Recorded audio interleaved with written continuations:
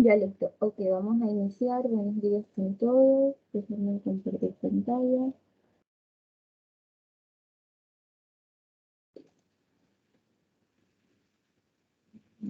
Aquí.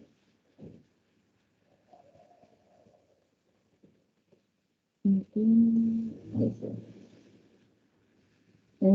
Listo, ¿verdad? Ahí sí vemos. Sí se ve, sí se ve, disculpa, sí se ve la proyección. Sí. Ya, listo. A ver, vamos a día 1. Estamos en semana 2, ¿verdad? Perfecto. Semana 2.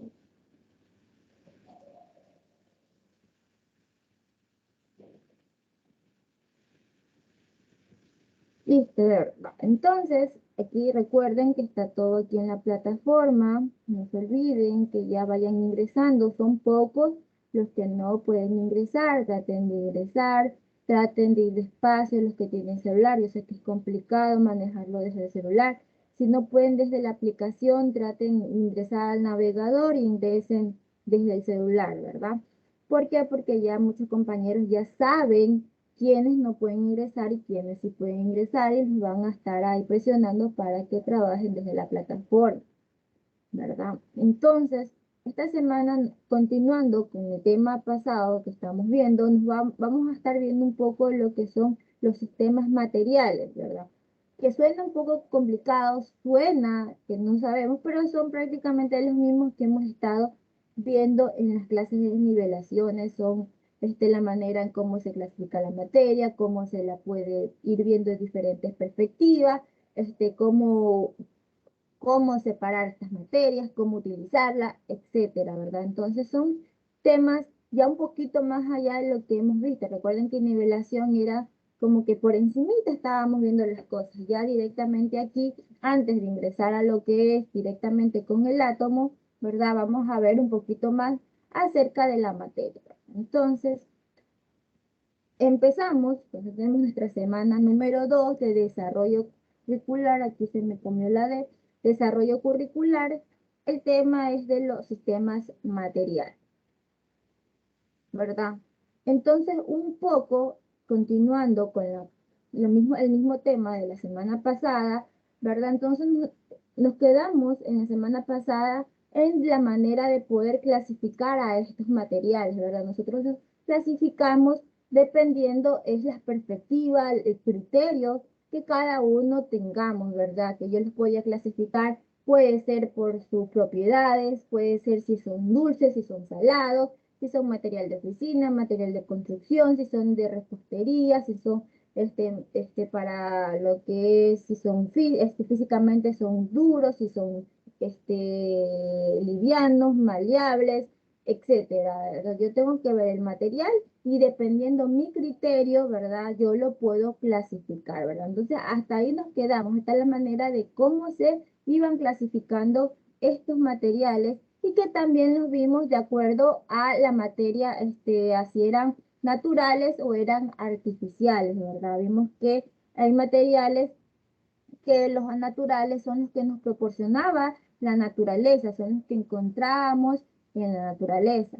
Y estos artificiales, ¿verdad? Son los que utilizaban estos materiales que nos daban la naturaleza para poder crear nuevos materiales que son un poco más accesibles a lo que es el momento del consumo. Si estamos hablando de la parte del consumo, a lo que es el consumo de las personas, obviamente la parte artificial va a ser más accesible económicamente hablando que la parte natural, porque no es lo mismo adquirir una prenda 100% de cuero a adquirir una prenda, un abrigo que sea de cuero sintético, ¿verdad? El precio va a variar. ¿Por qué? Porque una de las maneras de obtención de los productos de la materia prima va a requerir más elevaciones de costos, más elevaciones de producción, etcétera, ¿verdad? Entonces, hasta ahí nos quedamos la semana pasada, ¿verdad?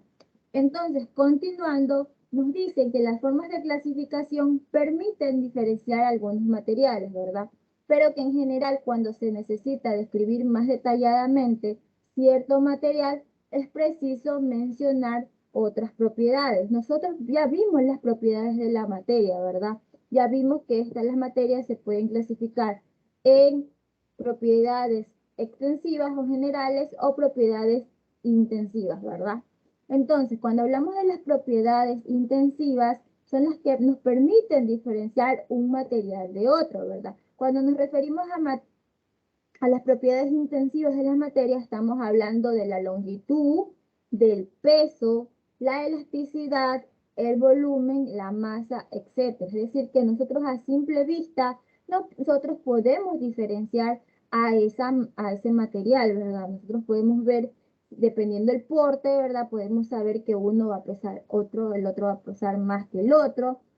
Lo que va a tener diferente tipo de masa, va a tener diferente tipo de volumen, ¿verdad? Entonces son cosas que se pueden medir y se pueden observar a simple vista, ¿ves? La mayoría de materiales que tenemos en nuestro alrededor son en realidad mezclas formadas por varios componentes. Eso también nosotros ya vimos cuando hablamos de los diferentes tipos de mezclas, vimos que son cosas que nos vemos en un diario vivir, ¿verdad? Entonces vemos que hay diferentes tipos de mezclas que nosotros tenemos alrededor de nosotros. Entonces, uno de esos tipos de mezcla, ¿verdad? Nos habla de quién, de el granito, que ese ya lo vimos cuando hablamos de mezcla, ¿verdad? Nosotros nos podemos dar cuenta que el granito es una mezcla que, homogénea o heterogénea. A ver, ¿quién me dice? ¿Quién se acuerda? A ver, recordemos eso de las mezclas.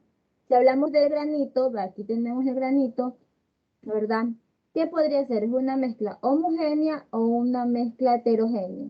¿Quién se acuerda?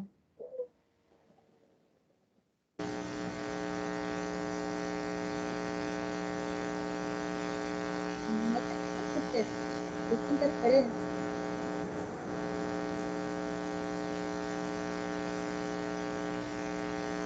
No se escucha, Estefano. A ver, ¿alguien más? ¿Recuerdan? Juan Camilo, Kaylee, Lisa, Graciela. A ver, ¿quién se acuerda de estas mezclas? ¿Cómo? Ahora sí se escucha. Sí, a ver, dime, Estefano. Era una mezcla heterogénea ya que se podía ver ciertos minerales, distintos minerales ahí. Muy bien, perfecto, ¿verdad? Era una mezcla heterogénea. ¿Por qué? Porque estas mezclas nos permiten diferenciar a simple vista que un compuesto o en este caso, que es un material, está compuesto por varios elementos, ¿verdad? Entonces, el granito a simple vista nosotros podemos ver, visualizar que vemos diferentes colores, pero esos colores no quiere decir que son diferentes materiales. En este caso, el granito está compuesto por cuarzo, mica y feldespato, ¿verdad? Estos son minerales que encontramos en la naturaleza. El cuarzo es un tipo de vidrio, es un tipo de mineral que tiene sílice. Las micas o diferentes tipos de micas son minerales que encontramos en la naturaleza que pueden tener alumínica, sílice, etcétera, ¿verdad? Y el feldespato también es un tipo de mineral que encontramos en la naturaleza, que por diferentes factores, estos al unirse, al mezclarse, ¿verdad? Es que nos crean esto de que es el cuarzo, ¿verdad? Entonces ahí tenemos que el cuarzo como es un ejemplo de esa mezcla, ¿verdad? Que podemos visualizarla, ¿verdad? Entonces, es decir, que el material se llama granito, es una mezcla sólida de tres componentes. Es una mezcla, sí, pero que nosotros no podemos visualizar, perdón, que podemos visualizar qué materiales pueden constituirlo, ¿verdad?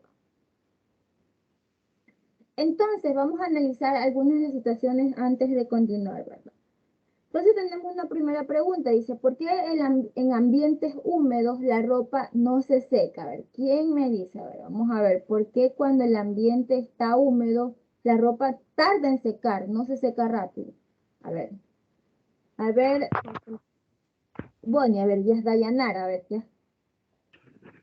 Porque el frío no ayuda, podría ser, o sea, así como mojado, entonces no permite que No, se no te seque con entendí, el calor. no te entendí. A ver, ¿por qué? De que el frío no les ayuda a comenzar a secarse porque no va a haber sol, o sea. Ya, muy bien, ya, a ver, ¿quién más? A ver, vamos a ver, Evelyn, a ver, ¿por qué? O sea, ¿cuál vendría a ser tu criterio de por qué cuando el ambiente está húmedo la ropa no se seca o tarda en secarse?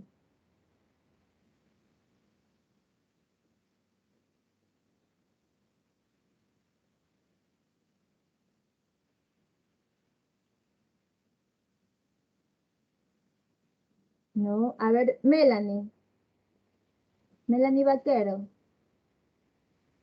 a ver, pensemos, ¿por qué cuando el ambiente está húmedo la ropa no se seca?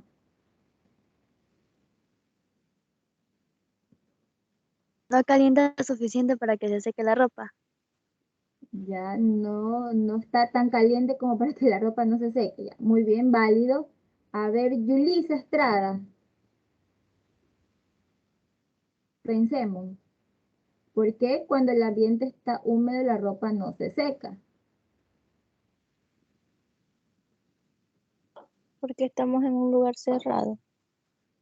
No, no estamos en un lugar cerrado, es en el ambiente en sí es como que el clima esté húmedo, todo así, esté húmedo, yo lave y ponga a secar ahí y veo que no se seca. ¿Por qué? La palabra clave es ambiente húmedo, a ver, ¿por qué? Porque la humedad no ayuda a que se evapore el agua que está en la ropa, sino que al contrario hace que se mantenga allí. Muy bien, muy bien. Vamos a ver quién más ayuda, a ver quién más, a ver María García, a ver qué más pueden fundamentar o su criterio, por qué creen que cuando el ambiente es húmedo la ropa no se seca. Porque el sol o el calor es lo que hace que el agua de la ropa se evapore y porque el ambiente está húmedo no deja que el agua llegue a esa temperatura para que se vaya. Ya, muy bien. A ver, Maite Villamar.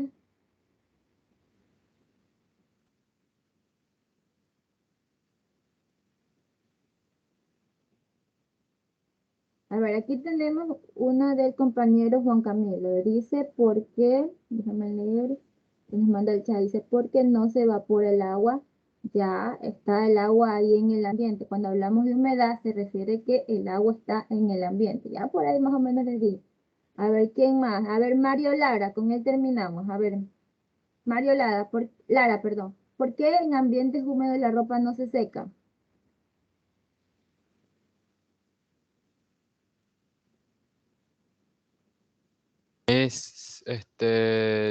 Podría ser porque las moléculas del agua se adhieren a la ropa. Mm, ya, por ahí sí, está bien. A ver, y bueno, ya con eso terminamos, ¿cierto? Antes que se nos haga más tarde. Entonces sí, o sea, todas las respuestas estaban válidas, ¿verdad? Pero unos se acercaron más que otros, ¿verdad? Entonces cuando hablamos de ambiente húmedo, recordemos que la temperatura hay lugares, hay, dependiendo de la zona, ¿verdad? Hay lugares que son más secos y otros que son más húmedos. Yo les decía que el aire, ¿verdad? Es una mezcla, ¿verdad? Es una mezcla porque encontramos, aunque nosotros no los veamos, encontramos partículas, ¿verdad? Que estas pueden ser, y dependiendo la zona donde estemos, hay veces en que la humedad está ahí presente, no sale el sol, ¿verdad? O no, el sol no es tan fuerte que no puede hacer que estas partículas del agua que están en el aire, sí tiene que ver bastante las partículas del agua, ¿verdad? Que están en el aire, hace que el sol no pueda desintegrarlas, no pueda secarlas rápido, no puede evaporarlas, para que, ¿por qué? Porque el aire está tan sobresaturado de esta agua que no permite que la ropa se seque, ¿verdad? Entonces vamos a ver un poquito más de qué se trata eso. Dice, la humedad en el aire se debe al vapor de agua que se encuentra presente en la atmósfera, ¿verdad? Que eso va a depender de la zona. El vapor procede a la evaporación de los mares y océanos, los ríos y los lagos, las plantas y los seres vivos, ¿verdad? Recordemos que este vapor sale a mayor que si todo el día hace sol, ¿verdad? Bueno, ¿y qué hace con el sol? Hace que el agua se vaya evaporando. Por eso es cuando todo el día hace sol y medio cae una gotita, no llueve, sino que simplemente como que carúa, chispea, ¿Qué pasa? ¿Refresca o hace más calor? A ver, ¿quién me dice? A ver, ¿hace más calor o refresca? Cuando todo el día ha estado haciendo bastante sol y por llueve, pero así livianito, como que garúa, cae ciertas gotitas. ¿Eso refresca o hace más calor? ¿Por qué creen eso? Yo creo que hace más calor por el vapor que sale de la tierra.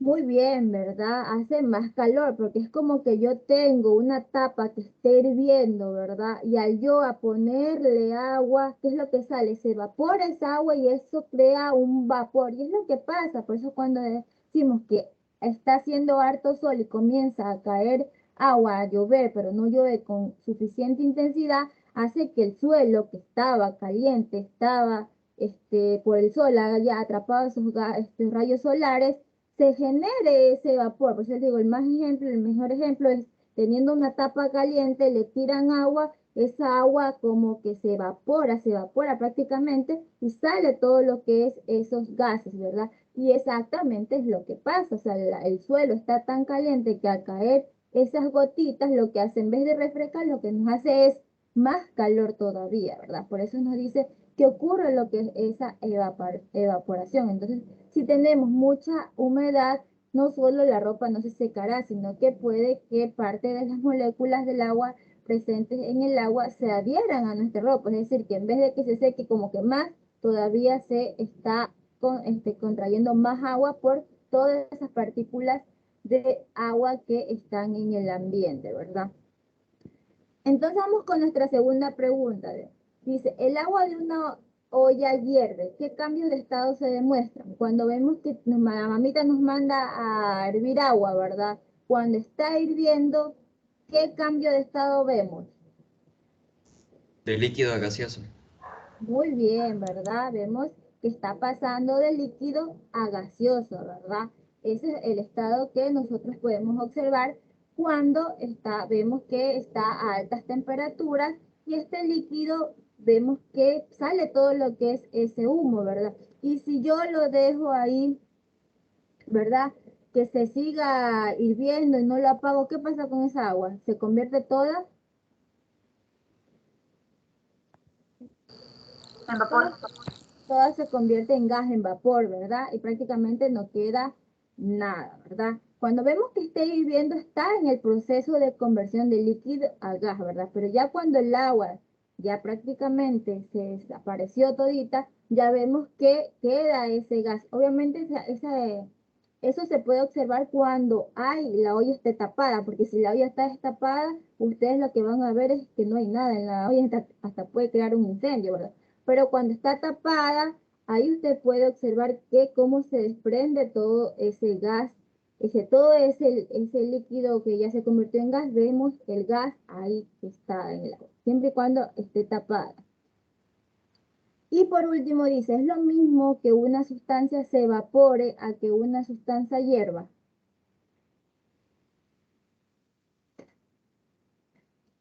A ver, vamos con María Pazmiño.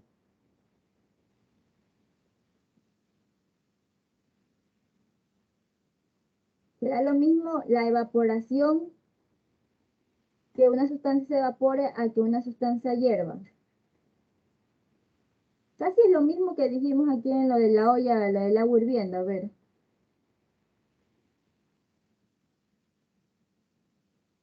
¿Será lo mismo? Es una pregunta.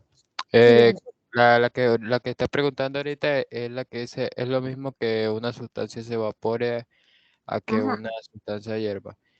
Yo sí, diría que una sustancia que se evapore es porque, por ejemplo, se está hirviendo un agua, pero de tanto tiempo que pasó hirviéndose ya no hay agua, o sea, se evaporó.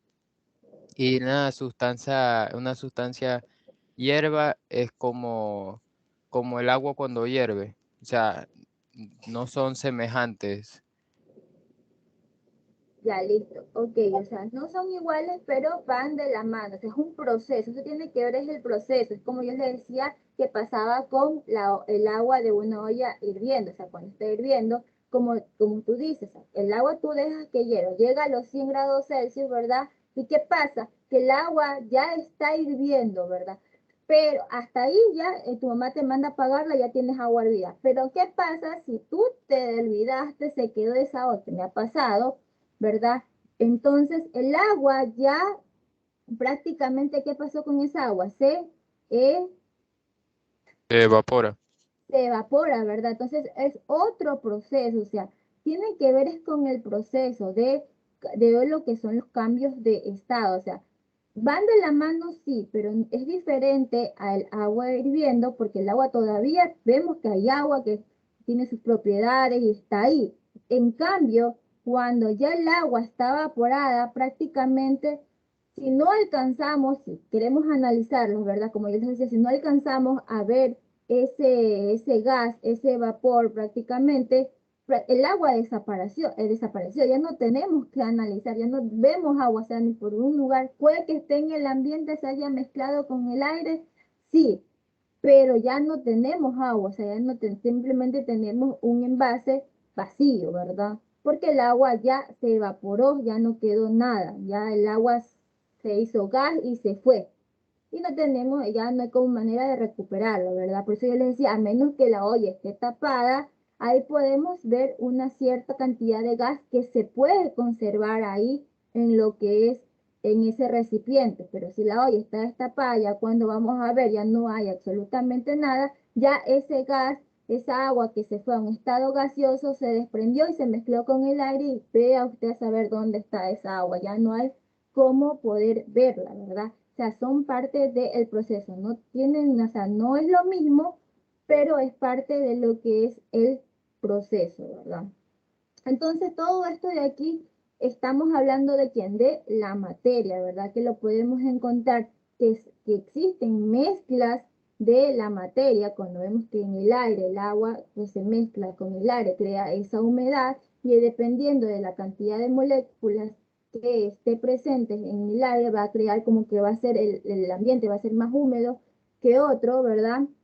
Vemos los cambios de estados de la materia y el proceso que podemos ver en esos cambios de estado, ¿verdad? Entonces dice que es importante conocer la composición de los materiales que usamos, ya que así podemos evitar riesgos, ¿verdad? Por la presencia de componentes peligrosos o para mejorar lo que es la calidad de un material. Para estudiar la composición de un material, aislamos una porción del mismo, nos olvidamos del recipiente que lo contiene y hablamos del estudio de un sistema de materiales. Es decir, que nosotros tenemos que coger una muestra para poder estudiar a estos materiales.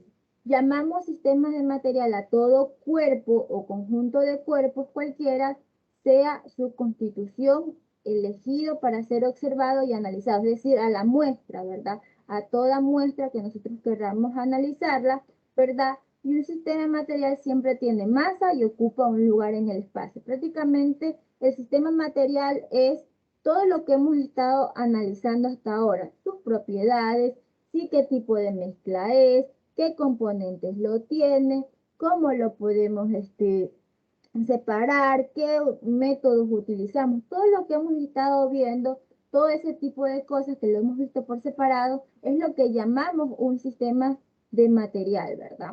Y estos sistemas y estos materiales pueden estar compuestos por elementos y compuestos, ¿verdad? Que eso ya hemos visto anteriormente, ya vemos que los elementos son sustancias puras que no se pueden descomponer en ninguna forma que en otras más simples, simplemente se transforman, estas no se descomponen, ¿verdad? Existen más de 120 elementos distintos, unos 91 son naturales y el resto son artificiales que se crean a partir de los naturales, ¿verdad? Y los compuestos son sustancias puras que se pueden descomponer en elementos que los conforman. Entonces, continuando con lo que es el uso del material en la vida cotidiana, ¿verdad? Ya sabemos que nuestro planeta provee materiales que nosotros necesitamos y que utilizamos, ¿verdad? En nuestro diario vivir, dice.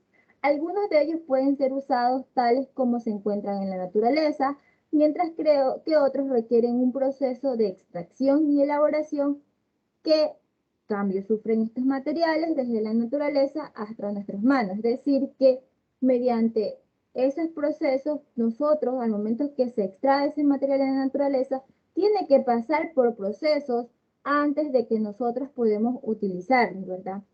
Vamos a seguir el rastro de uno de ellos, que vamos a hablar de quién, del hidruro de sodio, ¿verdad? Este es uno de los materiales que se encuentran en la naturaleza de diferentes maneras y que es el uso nosotros le damos en la vida cotidiana, ¿verdad? Entonces, ahí va la pregunta, ¿de dónde creen que viene la sal que consumimos? ¿Quién sabe?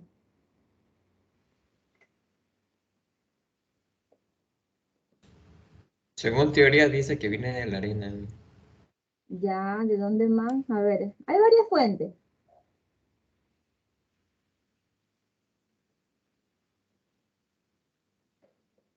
¿Alguien más? ¿Dónde viene la sal que nosotros consumimos? La que le echamos al manguito, la que le echamos a la sopa, la que le echamos al arroz, a Del la mar, sopa. ¿no? ¿De dónde? Del mar. No. Ya, muy bien. ¿De dónde más?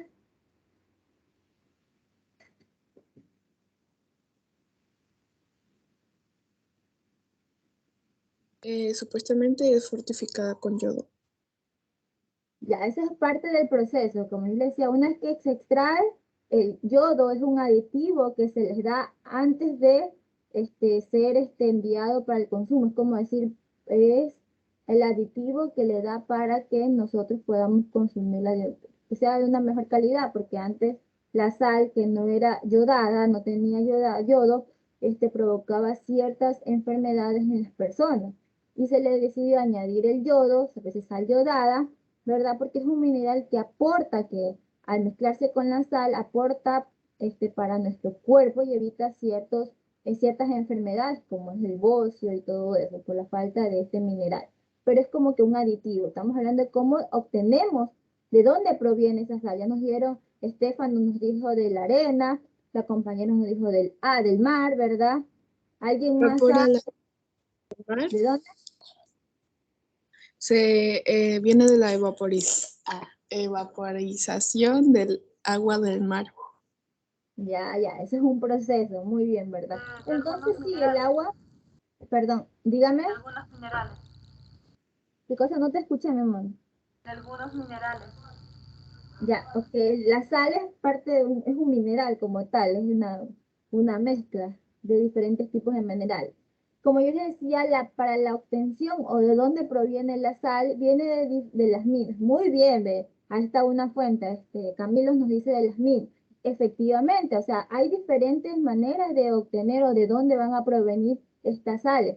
Puede ser del mar, de la tierra, de minas, o sea, son diferentes fuentes de obtención, ¿verdad? O sea, podemos verlas que la mayoría, por no decirnos aquí en lo que es la parte de lo que es la costa, vemos que la sal, la mayoría de sal que nosotros obtenemos, las vamos a extraer del mar, ¿verdad? ¿Por qué? Porque tenemos el Océano Pacífico prácticamente ahí. ¿Y para qué mejor manera que utilizar ese mar, ¿verdad? Hay otros lugares que lo tienen desde la tierra, que no tienen cerca al mar, pero tienen ahí esas tierras que son salinas, son tierras salobres, ya y obtienen la sal de esos lugares, ¿verdad? Y hay otros lugares que son minas de sal, que eso inclusive también aquí hay en el Ecuador, en lo que es la sierra, en la parte central de la provincia de Bolívar, ¿verdad? Ahí hay minas de sal, ¿verdad?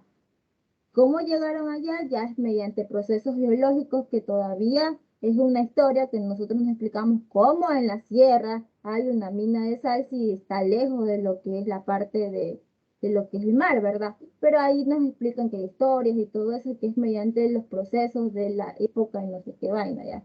¿Pero qué? Pero hay una mina de sal, ahí se extrae lo que es las sales, vemos cómo está el agua salada y utilizan eso para lo que es crear la sal que ellos consumen, ¿verdad? Entonces hay diferentes maneras de dónde proviene esta sal, ¿verdad? Entonces vamos aquí a ver un pequeño video de cómo se hace la sal, ¿verdad? La sal proviene Déjenme ver si... Ya, sí se escucha. de 3 fuentes. De las minas de sal, de la tierra ¿Sí que se una vez... escucha? Disculpe. Sí, se escucha. Ah, ya listo. Les voy a Sí, sí se poner escucha. otra vez. Ya listo. La sal proviene de 3 fuentes. De las minas de sal, de la tierra que una vez fue un lecho marino y de los océanos y lagos salados. Las fábricas extraen sal del agua por evaporación. Ya sea de forma mecánica o natural, dejan que el sol realice su magia y produzca lo que es conocido como sal solar.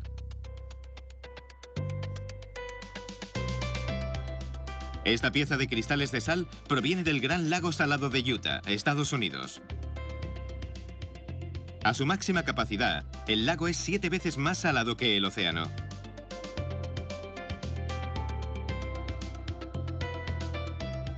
Las cosechadoras recogen la sal de estanques de cristalización poco profundos y la cargan en camiones.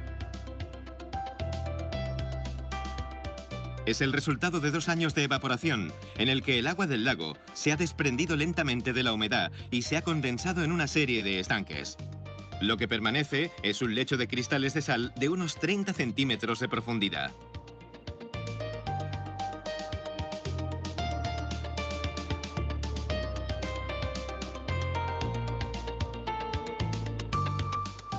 El camión descarga el cargamento en la cinta transportadora de la fábrica. Primero, se enjuaga la sal para eliminar cualquier tipo de contaminante como algas y polvo. Si se utilizara agua fresca, se disolvería la sal. Por eso, se enjuagan con agua salada del lago. A continuación, secadores de aire caliente eliminan la humedad y el polvo de la sal en solo 3 minutos y medio.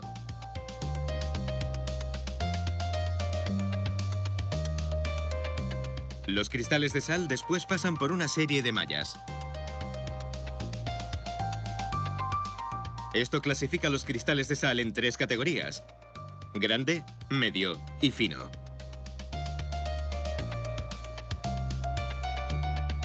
Cada tipo va a distintas cintas transportadoras que los conducen al depósito designado.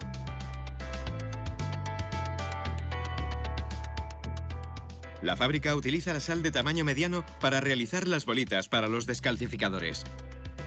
La prensa comprime los cristales en forma de bolita junto con ciertos aditivos que ayudan a que actúen mejor. Algunos abastecimientos municipales de agua tienen un alto contenido en minerales. Esta dureza del agua hace que la sal sea difícil de limpiar y deja manchas en fregaderos, bañeras y baños.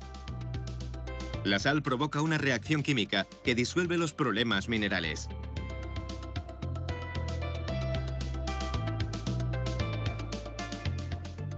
La fábrica embala los descalcificadores de sal solar en bolsas. También produce otros tipos de productos de sal solar, tales como la sal para piscinas, la sal para la calle, para deshacer el hielo en invierno y obviamente la sal de mesa. Las máquinas automáticas de embalaje rellenan tanto bolsas de papel como de plástico.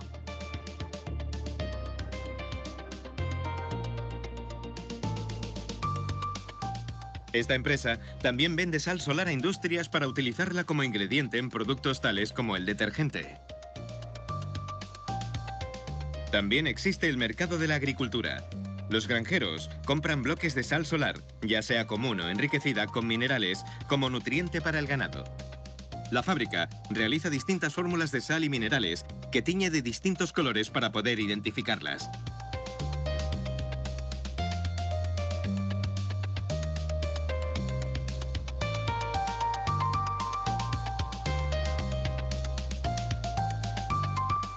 Para producir sal para el ganado, la máquina deja caer 23 kilogramos cada vez en un molde con forma de bloque. Una prensa ejerce 750 toneladas de presión, aglomerando los cristales en un bloque. El granjero simplemente lo pone entre el ganado y los animales lo lamen para obtener su dosis de sodio.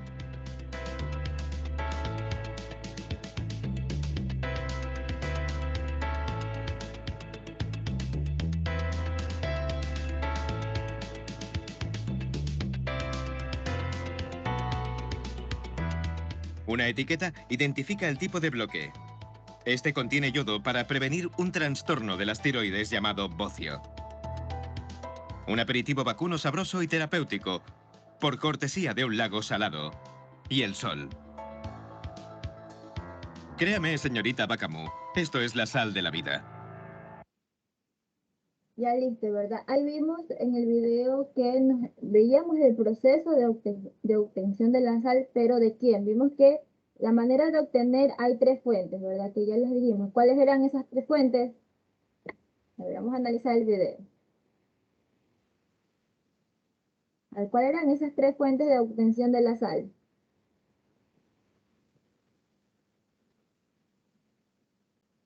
La evaporación sobre los mares o lagos y del suelo, ya sea de la tierra, algo así. Ya, entonces serían los mares, de la tierra, falta uno, De las minas.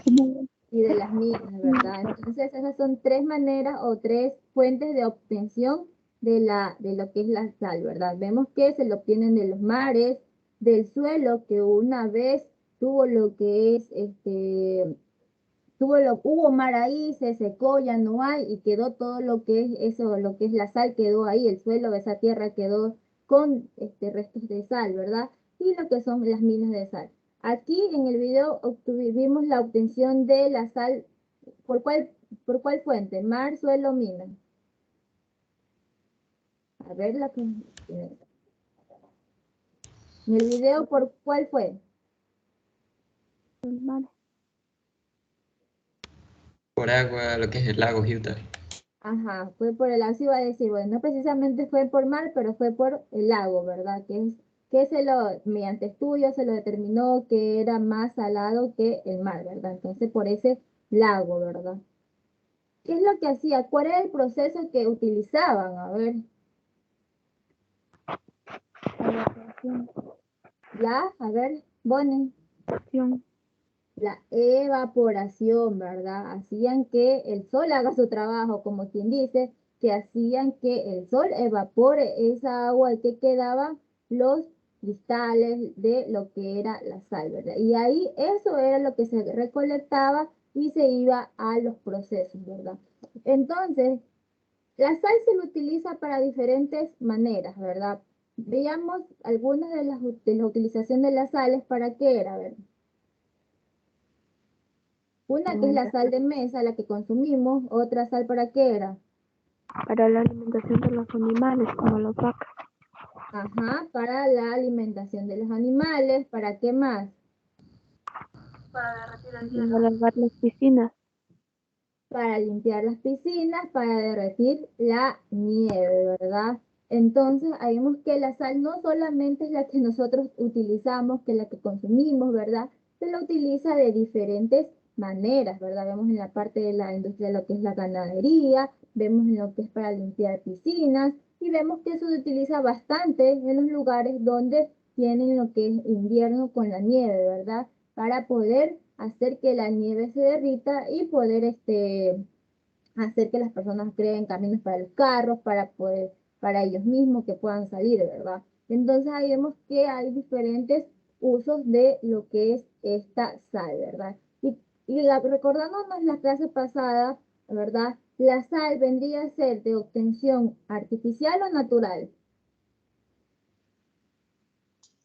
Natural. Natural. Natural, ¿verdad? Natural. Porque lo encontramos en la naturaleza. Muy bien, chicos. Esa es nuestra materia prima, lo que es la sal, ¿verdad? Se lo obtiene de lo que es la naturaleza, ¿verdad? Muy bien, chicos. Hasta aquí terminamos. ¿Tenemos alguna pregunta? Hay una sal de color azul, ¿qué es eso? Son sales que tienen otros minerales, ¿verdad?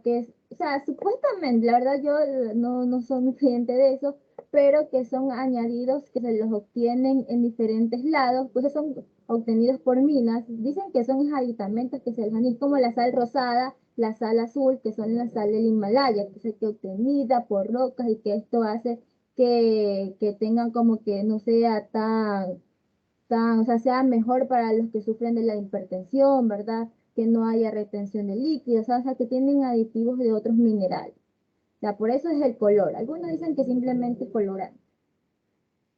pero más o menos es por eso, es por la añadidura o que los encuentran en otro lado y que digamos que en estas minas encuentran más minerales y que hacen que al momento de extraer la sal sea de este color y que sea como que le cause sea mejor para la salud de las personas, ya. Más o menos algo así. Por eso es la variación.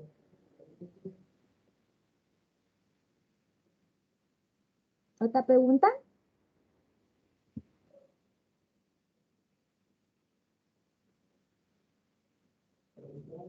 ¿Preguntas?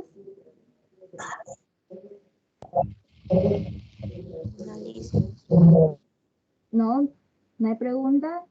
Bueno, chicos, aquí están las actividades. Lean, miren, hay más videos, ¿verdad? Aquí tienen el resumen, aquí tienen una actividad evaluativa, ¿verdad? Aquí tienen la tarea. Sí, vayan leyendo, como yo les dije, si se les complica descargar, o sea, trabajar en la aplicación como tal, busquen en el navegador, ponen el link de Guayacanes, ingresan su contraseña usuario y les aparece de esta forma, ¿verdad? Porque en la aplicación les aparece como que todo unido y como que se confunden, hay una confusión. Pero en cambio ya en el navegador sí les aparece de esta forma para que no se confundan y traten de hacer las tareas, ¿verdad, chicos? Entonces, si no hay preguntas, con eso terminaríamos y ya nos veríamos la siguiente semana. Todavía tenemos 2 semanas más antes de nuestros exámenes parciales, ¿verdad? Entonces, chicos, con eso terminamos y nos vemos la siguiente semana. Chao. Cuídense. Pasen bien. Vayan, ahorita tienen historia.